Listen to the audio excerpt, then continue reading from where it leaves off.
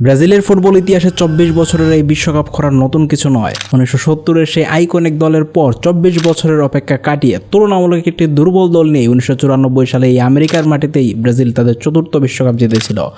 এই যে খরা কাটিয়েছিল ব্রাজিলের পরে ব্রাজিল পেয়েছিল একটি অসাধারণ জেনারেশন, রোনালদো, রোনালদিনো, রোমারিও, রিভালদোদের সেই জেনারেশনটা। সময়ের বিবর্তনে ব্রাজিলের কাছে আবারও সেই 24 সংখ্যাটাই চলে এসেছে। 24 বছর ধরে ব্রাজিলিয়ান দল ফুটবল বিশ্বকাপ জিততে পারেনি। অর্থাৎ এই বছর ব্রাজিল বিশ্বকাপ জিততে না পারলে তাদের যে ইতিহাস, সেই ইতিহাসটা নতুন করে লিখতে হবে। 24 বছরের চেয়ে বেশি সময় ব্রাজিল কখনো বিশ্বকাপ ছাড়া থাকেনি তাদের প্রথম শিরোপা জেতার পর থেকে। অর্থাৎ এইবার ব্রাজিল না পারলে একটা অন্ধকার অধ্যায় শুরু করতে চলেছে তাদের ফুটবল ইতিহাসে।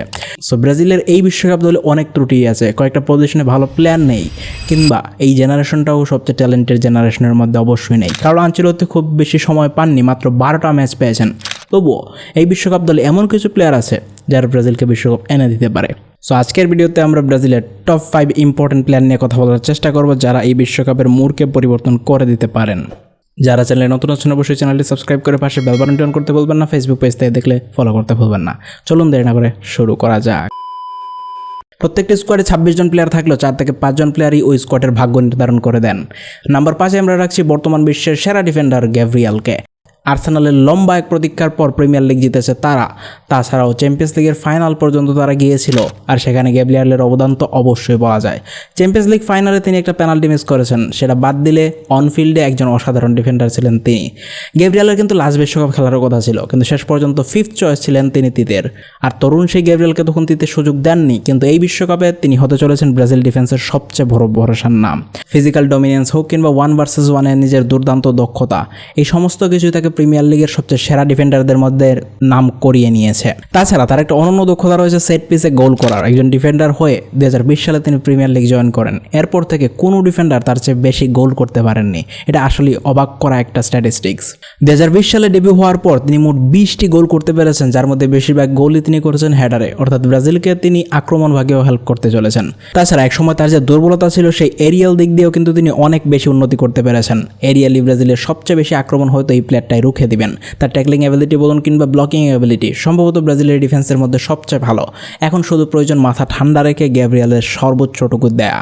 এই সিজনে তিনি 49টা ম্যাচ খেলেছেন, যার মধ্যে 25টা ক্লিন শিট তিনি রাখতে পেরেছেন। 91% পাসিং অ্যাকুরেসি, তার সাথে 347টা ক্লিয়ারেন্স, 48টা ব্লক।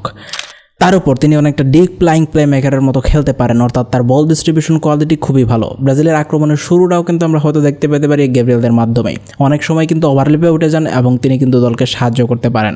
গ্যাব্রিয়েলের একমাত্র ইস্যু হচ্ছে তার এক্সপিরিয়েন্সটা বড় বড় টুর্নামেন্টে এখন অনেকটাই কম। সো এই জায়গায় কিন্তু তাকে অনেক বেশি কনসেন্ট্রেট করতে হবে। মাথাটা ঠান্ডা রেখে সে যদি নিজের সেরাটা দিতে পারে, তাহলে এই বিশ্বকাপে সেরা ডিফেন্ডার হওয়ার মতো কোয়ালিটি তার মধ্যে রয়েছে।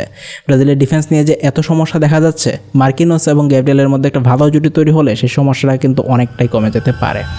নাম্বার 4, পেলে এবং রোনালদোর পর আরেকজন টিনেজারকে নিয়ে ব্রাজিলের বিশ্বকাপ স্কোয়াডে এত বেশি কথাবার্তা শুরু হয়েছে, তিনি হচ্ছেন এনরিক ফিলিপে। নেইমার যখন 2014 সালে ব্রাজিলের হয়ে বিশ্বকাপ খেললেন, তার বয়স কিন্তু 21-এর কাছাকাছি ছিল, অর্থাৎ তিনি টিনেজার ছিলেন না। এর আগে পেলে এবং রোনালদো এই দুইজন ব্রাজিলের টিনেজ হিসেবে বিশ্বকাপ জিতেছিলেন। সো টিনেজার হিসেবে পেলে এবং রোনালদো ছাড়া ব্রাজিলের আর কোনো উল্লেখযোগ্য তেমন প্লেয়ারের নাম আপনি বলতে পারবেন না। কিন্তু এনরিকের কাছে এবার সুযোগ রয়েছে এই টিনেজার হিসেবেই নিজেকে প্রমাণ করার। এনরিক ব্রাজিল জাতীয় দলে খেলছেন অনেক দিনই হলো, কিন্তু তার গোল সংখ্যাগুলো এবং কোন কোন দলের বিপক্ষে তিনি গোল করেছেন সেটা দেখলেই বুঝতে পারবেন কতটা প্রলিফিক একজন স্ট্রাইকার এই 19 বছর বয়সী খেলোয়াড়।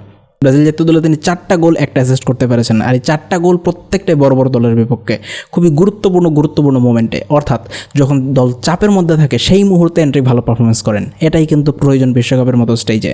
তিনি গোল করেছেন ওয়েম্বলিতে ইংল্যান্ডের বিপক্ষে, তিনি গোল করেছেন বর্তমান বিশ্বকাপের সবচেয়ে ফেভারিট দলগুলোর একটি স্পেনের বিপক্ষে, তিনি গোল করেছেন মেক্সিকোর বিপক্ষে, তিনি গোল করেছেন মিশরের বিপক্ষে। প্রত্যেকটি ফিনিশিং ছিল প্রলিফিক। সম্ভবত রোনালদোর পর সবচেয়ে প্রলিফিক স্ট্রাইকার ব্রাজিলের হয়ে বিশ্বকাপ খেলতে চলেছেন।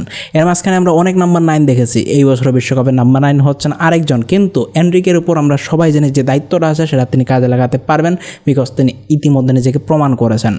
রিয়াল মাদ্রিদের হয়ে সুযোগ না পেয়ে শেষ পর্যন্ত লিওতে গিয়ে আবার নতুন করে নিজের ক্যারিয়ারটা তৈরি করেছেন।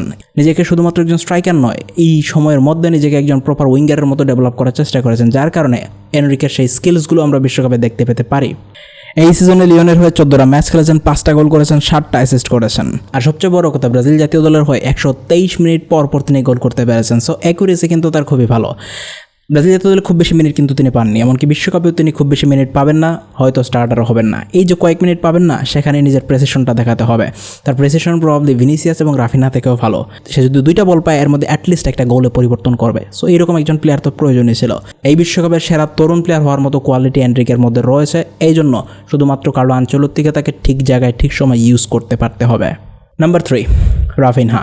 আজ থেকে 3-4 বছর আগে যদি কেউ আমাকে বলতো যে রাফিনহা ফুটবল ব্যালন ড'রের জন্য একসময় লড়াই করবেন, অনেকে কিন্তু অবাক হতেন। এই পরিমাণ ইমপ্রুভমেন্ট নিজেকে তিনি করতে পেরেছেন। হান্সি ফ্লিকের আন্ডারে বার্সেলোনাতে তিনি নিজেকে নতুন করে রিইনভেন্ট করেছেন, যেখানে তার খেলা একজন টিপিক্যাল উইঙ্গারের চেয়ে বেশি অনেকটা প্রপার ডিপ লাইং প্লে মেকারের মতো হয়ে গিয়েছে। অনেকটা ফলস টেনের মতো তিনি এখন খেলে থাকেন। আর তার এই বল মেকিং এবিলিটি কিন্তু মিশর ম্যাচও খুব ভালোভাবে ব্রাজিলকে হেল্প করেছে। এনরিককে দিয়ে একটা গোলও করিয়েছেন। দেখুন, রাফিনা কিন্তু জাতীয় দলে গোল করেছেন না অনেক দিন হয়ে যাচ্ছে, কিন্তু তার অ্যাসিস্ট কিন্তু থেমে নেই। তিনি কিন্তু গোল করাচ্ছেন, এটা কিন্তু একটা বড় অর্জন। লাস্ট বিশ্বকাপ রাফিনার জন্য ভালো যায়নি, তিনি কিন্তু গোল করতে পারেননি, অনেকগুলো গোলের চান্স মিস করেছিলেন, কিন্তু সেখানেও অ্যাসিস্টের জায়গায় তিনি কখনো কার্পণ্য করেননি। এই এক্সপ্লোসিভ অ্যাটাকার 2024-25 সিজনে 34টা গোল করেছিলেন, 22টা অ্যাসিস্ট করেছিলেন লা লিগায়। এরপর আমরা সবাই জানি ব্যালন ড'র লিস্টে তার নাম কত উপরেই থাকার কথা ছিল, কিন্তু দিন শেষে তাকে রাখা হয়েছিল 5 নম্বরে। সারা বিশ্বই তবাক হয়ে গিয়েছিল তখন। ওসমান ডেম্বেলের পর তিনি ওই সিজনের সেরা খেলোয়াড় ছিলেন। যদি বার্সেলোনা চ্যাম্পিয়ন্স লিগ জিততো, তিনি ব্যালন ড'র জিততেন, এটা কিন্তু অনেকে আশা করতে পারেন। দেখুন, রাফিনার কিন্তু গুরুত্ব অনেক বেশি, বিশেষ করে সে কিন্তু বড় ম্যাচে পারফর্ম করে। তার পারফরমেন্স লা লিগা থেকে চ্যাম্পিয়ন্স লিগে অনেক বেশি ভালো হয়েছে। যখনই দল চাপের মুখে পড়েছে, সেখান থেকে দলকে বের করে আনতে পেরেছে। তাছাড়া তার ডিফেন্সিভ ওয়ার্ক রেট অসম্ভব ভালো। ব্রাজিলের ডিফেন্সকে যে পরিমাণ হেল্প এই প্লেয়ার করতে পারবে, নিজের জান লড়িয়ে খেলতে পারে এই রাফিনা। তাছাড়া রাফিনার টেকনিক্যাল ভার্সেটিলিটি রয়েছে, তাকে কিন্তু মাল্টিপল পজিশনে খেলানো যেতে পারে, বিভিন্ন রোলে খেলানো যেতে পারে, বিভিন্ন ফরমেশনে খেলানো যেতে পারে। এখন শুধুমাত্র রাফিনা ঠান্ডা মাথায় নিজের সেরাটা করে যাওয়ার পালা। বার্সেলোনার ফর্মটাকে তাকে ব্রাজিল জাতীয় দলে আনতে হবে। ভিনি এবং রাফিনার মধ্যে মিশর ম্যাচে আমরা যে ধরনের কম্বিনেশন দেখতে পেয়েছি, সেটা যদি আমরা প্রথম ম্যাচ থেকে দেখতে শুরু করি, ব্রাজিলকে কিন্তু রেজাল্ট এনে দেবে। অ্যাটলিস্ট রাফিনার প্রথম 2 থেকে 3টা ম্যাচের মধ্যে অ্যাটলিস্ট একটা গোল পেতে হবে, না হলে কিন্তু তার সেই কনফিডেন্সটা আবার ব্যাক করবে না। Number 2, Vinicius junior.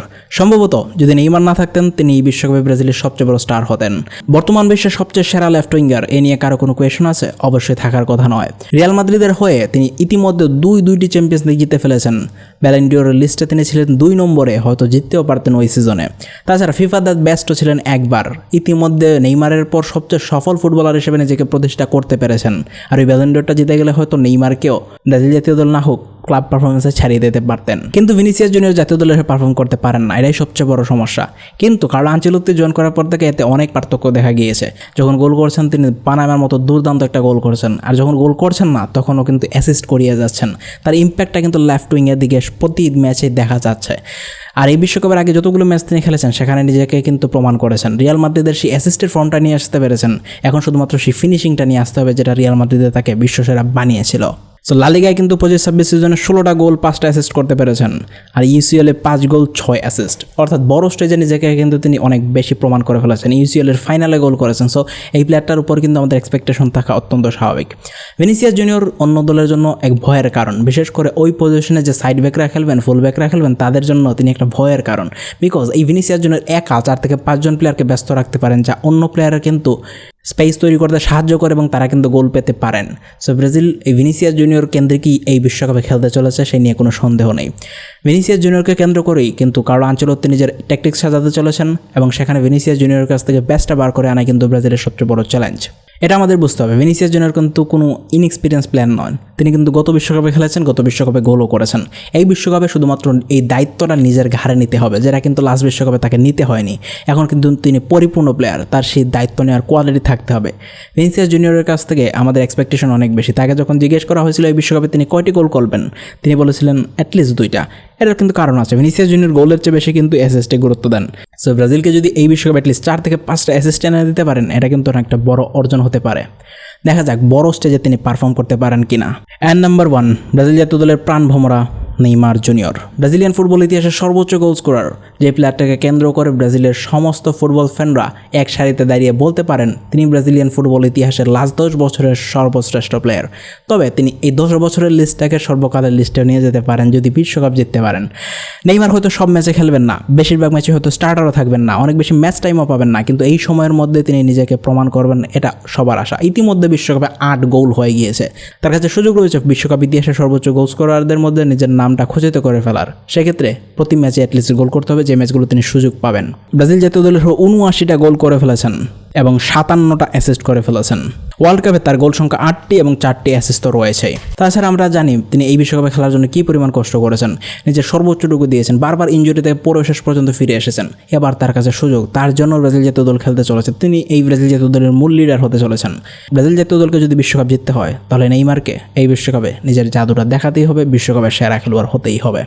সো এটাই ছিল বিশ্বকাপে ব্রাজিলের 5 জন ইম্পর্টেন্ট প্লেয়ার যাদের পারফরমেন্সের উপর ব্রাজিলের বিশ্বকাপ নির্ভর করবে। এখানে ডিফেন্সিভ প্লেয়ার কিন্তু কম রেখেছি, মিডফিল্ডার প্লেয়ার কম রেখেছি।